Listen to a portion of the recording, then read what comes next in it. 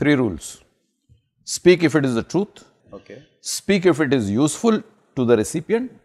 And speak when you have something meaningful to deliver. We learn about life through questions. How do we tame this mind? Is that person more equipped? How does one know that now this is going beyond my control? How much of a role does education play? What causes this lack of concentration?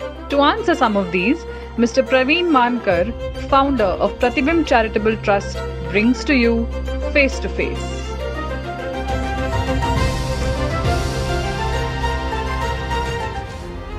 This week we are talking about right speech.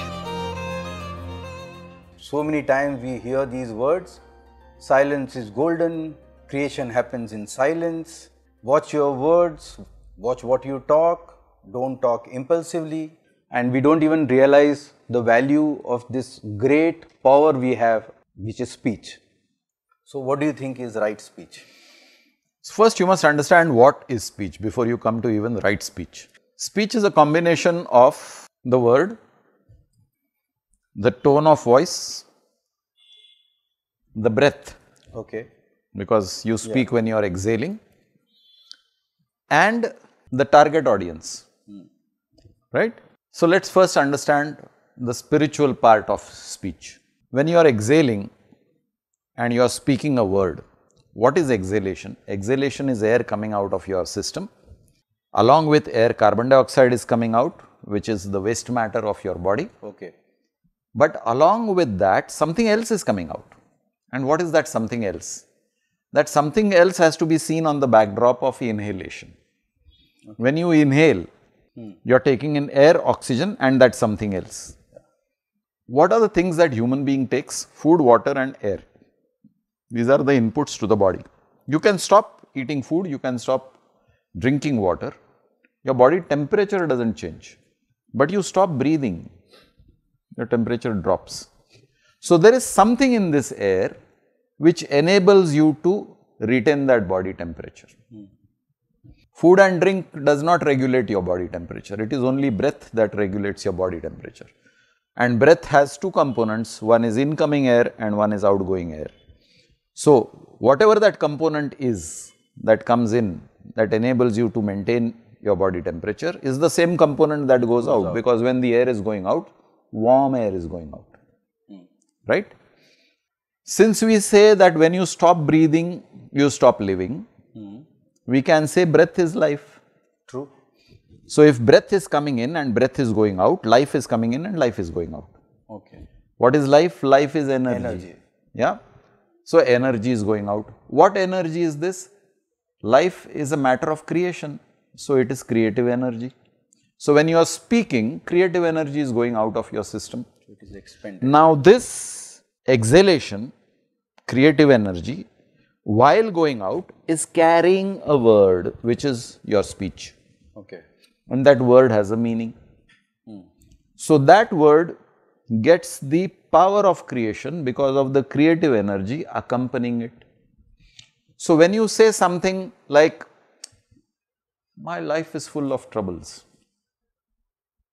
you have created through your speech trouble for your life, because the creative energy does not sit in judgment. Should I do this? Should I not do this? Creative energy executes the command. Your word says, my life is full of trouble, trouble comes to you.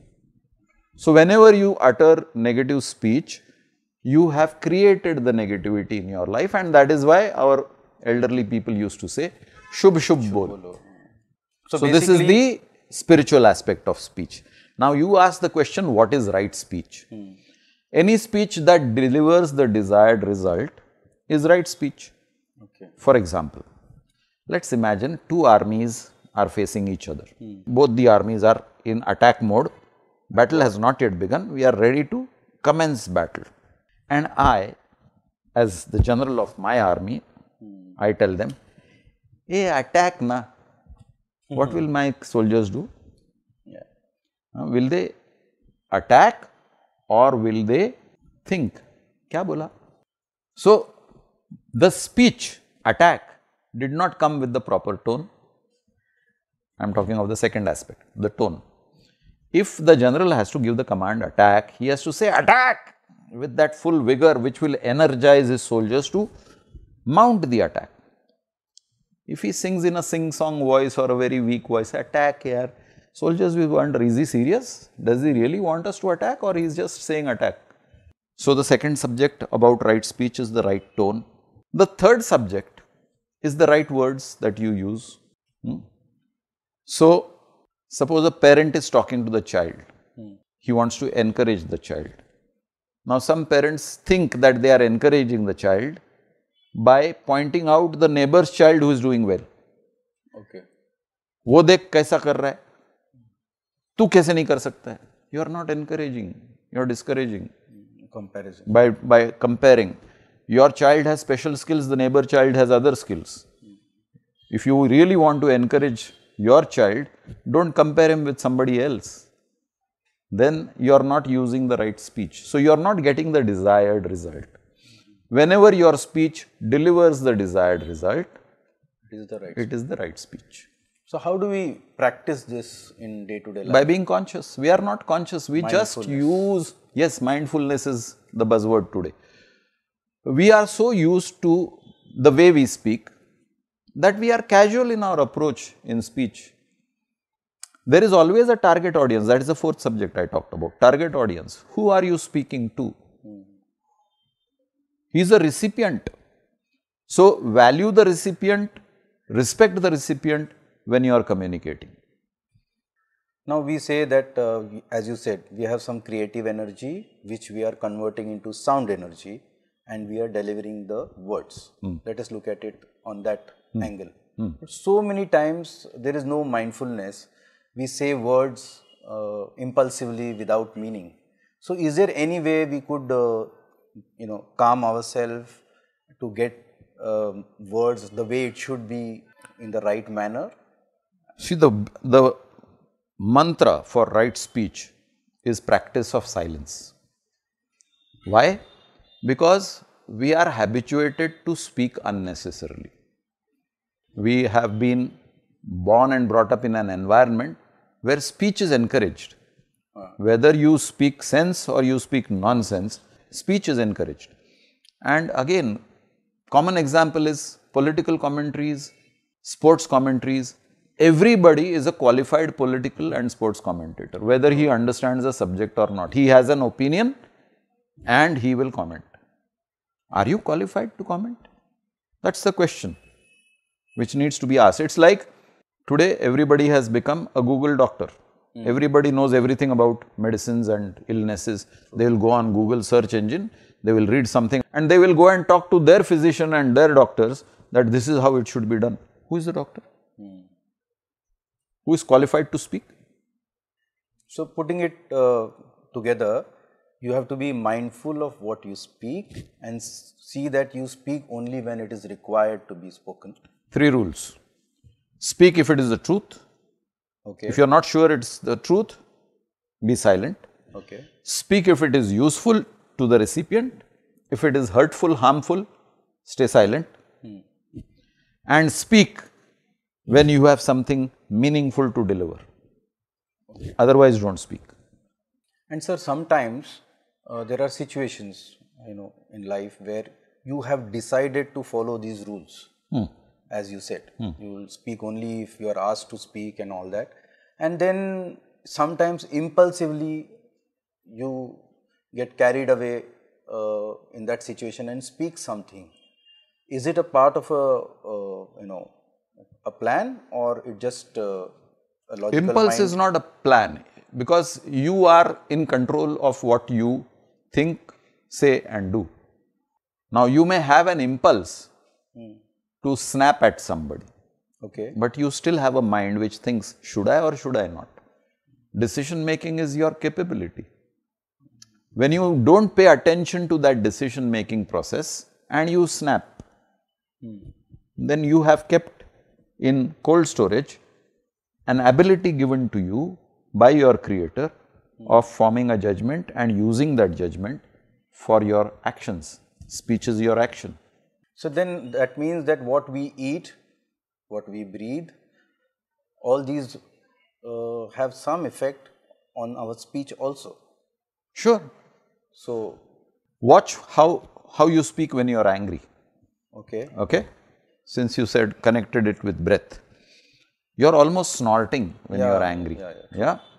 You are stuttering because there are a lot of words which you want to speak, but they don't come out at the speed at which they should come out because your breath is curtailed.